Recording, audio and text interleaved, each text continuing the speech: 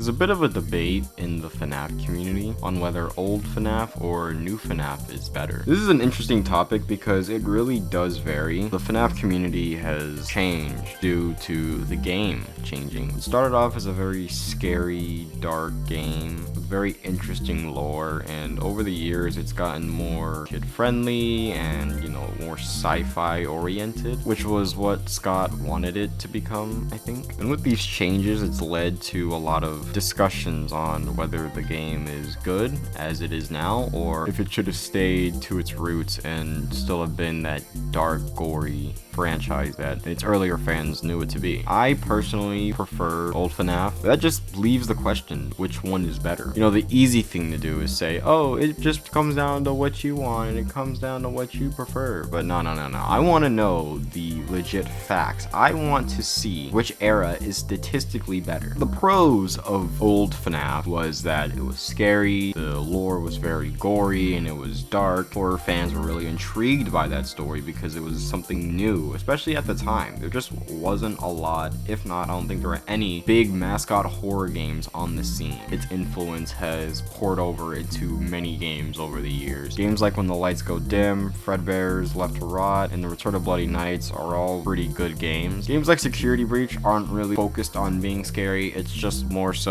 your average survival, I guess. I don't even think the jump scares are that great. I guess you could say that's a con of old Fnaf, is that the jump scares aren't really scary after a certain while. The mechanics get pretty repetitive, and that could really affect your experience later on. So new Fnaf kind of being this semi-scary franchise. Oh, okay, I can't really say, I'm sorry. Security Breach is just not scary. You could argue that Help Wanted could be scary. Help Wanted 2, I don't really think it's scary. I don't think it tries to be, though. I feel like Help Wanted kind of tries to be scary. I think it's just more so of the VR thing that kind of helps. And the cons are obvious. Being more sci-fi and kid-oriented, the game is just not as scary as it used to be. And that leaves a bad taste in a lot of old fans' mouth. I'm sure a lot of people don't really like that a scary game kind of became this more weird survival-ish type of game. It's kind of like turning Papa's Pizzeria into a racing game. That actually would be hype.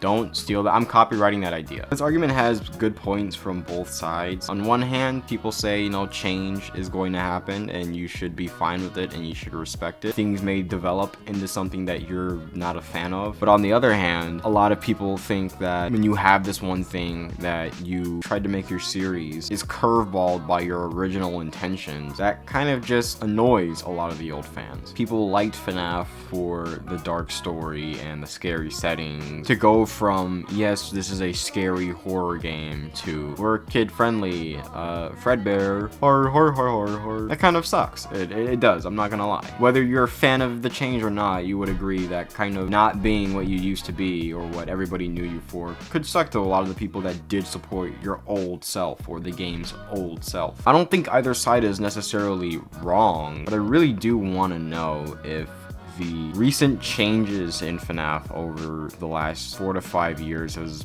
been a great one. Fnaf 1 has sold about 2.7 million units, the second game selling 1.2 million, the third selling 433k, the fourth selling 769,000, Sister Location selling 388k, Help Wanted selling 420k, Security Breach selling 1.8 million, and Help Wanted 2 only selling 97,000. Now, this game is still pretty new, and by that I mean it's been months, but it's probably due to the lack of marketing. So statistically speaking, it's pretty much been the same. Each game is selling on average about hundreds of thousands of units. Security Breach, though, being a big hit, selling over 1 million. One is not necessarily better than the other. So I guess we are back to square one, where I guess it just comes down to personal preference. But I don't want to leave it there. I want to be a hater. I want to wake up extra early to do some extra hating, alright? I want to work overtime on being a hater. New Fnaf has become a corny plague on the internet, okay? I remember when the first Fnaf dropped, everybody went nuts on how scary it was. Everybody loves Foxy because we all thought he was saying freedom if you rewind his audio, and that's not really the case, but we all thought it was because we were all like 10 years old. We all thought Freddy was the scariest because, his demeanor. Old Fnaf has had such an impact on a lot of people's channels like Markiplier, Tori Kenshin, Dako, all of them, they've all benefited in some way by old Fnaf. I personally don't know any new creators or anybody that's blown up over Security Breach or Help Wanted. Imagine your favorite pizza spot. You go there and you eat pizza all the time. You love the pizza. The pizza's great. The dough is crispy. The pepperonis are spicy, and the cheese is just on fleek. And then as you go there every single day, they start turning into a pie shop, okay? Your dough gets a little sweeter, okay? Your pepperonis are a little more zesty. Your cheese is a little creamier. You're just looking there and you're like, what the heck is going on? And then you look down at what is supposed to be your pizza, pepperonied up, hot and ready to melt in your mouth. And you look down and that is a freaking pie. You have a pie on your table. Why is there a pie on my pizza? You look up at the owner, alright? He's not some fat potbelly Italian going, Mamma mia, I love la pizza. No, it's this guy named Frank. This white dude with good hair, a mortgage, and a Toyota Corolla goes over and says, hey buddy, would you like some more? No, Frank, I don't want some more. I want pizza. That's exactly what FNAF has become. It's become Frank, alright? I don't want Frank. I want Mario. Mario was scary. Mario was horrifying. Mario kept me up at night. Mario got me to watch so many videos theorizing about its story. I want to slap Frank, okay? I want to chuck Frank's pie in his stupid little face, okay? I want to take a baseball bat and beat on his old 2007 Toyota Corolla. You think Mario drives a Toyota Corolla? No, Mario's awesome. He drives a Cadillac. This new shift in FNAF has been a complete slap in the face to the old fans, okay? And I'm just gonna say it. We don't appreciate it. We don't like it. We don't want it. Who is Glamrock Freddy? Really? Glamrock Freddy? I could beat Glamrock Freddy to near death and he would say, whoa, you forgot to pull my leg off. Old Freddy would have mauled me, decimated me. Old Freddy would have pulled my head off of its shoulders and snacked on my windpipes. I can't take Glamrock Freddy seriously because Glamrock Freddy is not serious. And yes, he's a protagonist, but even the antagonists aren't scary. Who is Glitchtrap?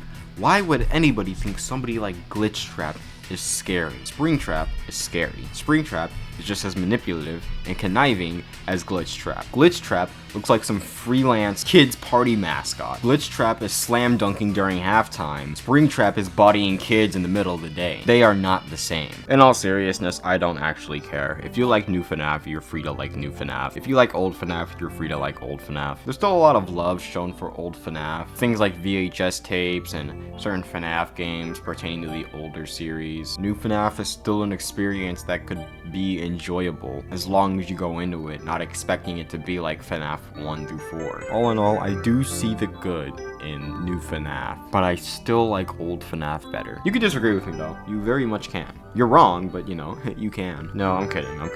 Or am I? Yeah, I am. Or am I? I am. But am I? Maybe. I don't know. Or do I?